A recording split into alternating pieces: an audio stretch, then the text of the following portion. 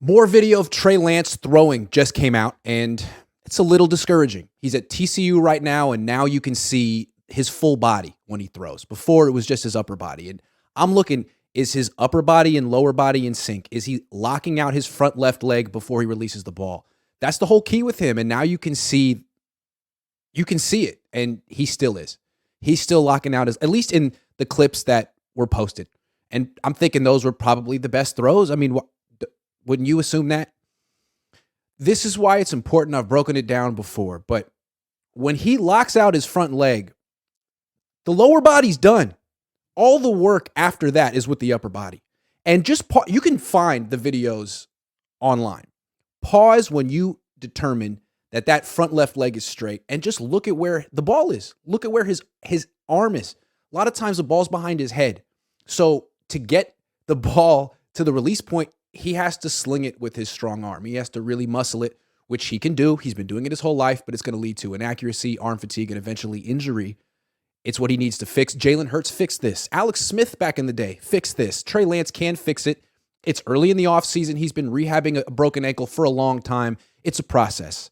I didn't expect him to have fully ingrained this muscle memory yet, but he's going to need to, and he's going to need to do it pronto because it's not his job anymore. He's competing with Sam Darnold for the right to back up Brock Purdy. Like, he's behind the 8 ball. He's got to do better. But remember, it's all about the front leg. What he needs is to let his lower body do the work for him. When you throw, you go from bent back leg to bent front leg. And when you straighten the front leg, that is the deceleration process of throwing. It's like throwing on the brakes. You're essentially trying to stop your momentum by straightening your leg. That's the brakes. And you don't want to throw on the brakes while the ball's still in your hand, right? Because you got your lower body saying stop and your arm pushing against that. It's going to lead to arm fatigue. It's going to lead to inaccuracy. A fluid motion has everything in sync. And so if you watch Tom Brady throw, it's a exaggerated bent front left leg when he releases the ball, and then he throws on the brakes afterward. So this is what I'm looking for. This is what Trey needs to fix. He knows it. Everyone knows it. This is what Jalen Hurts did fix. He's working. He's got a ways to go. I mean, changing muscle memory is not an easy thing to do.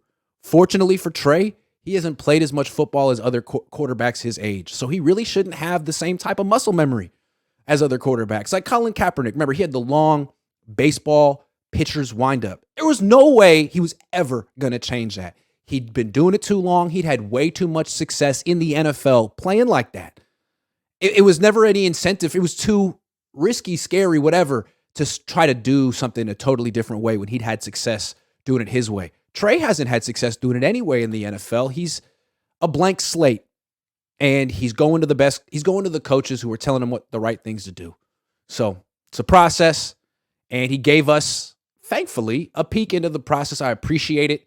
I'm not trying to be too critical because it's freaking April 11th here, and he's got a long ways to go, a lot of time to figure this out and master it. But this is it.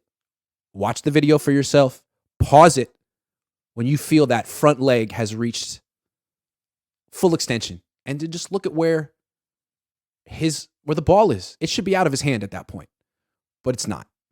And if you don't believe me, go watch Tom Brady throw, or Jimmy Garoppolo, or Brock Purdy.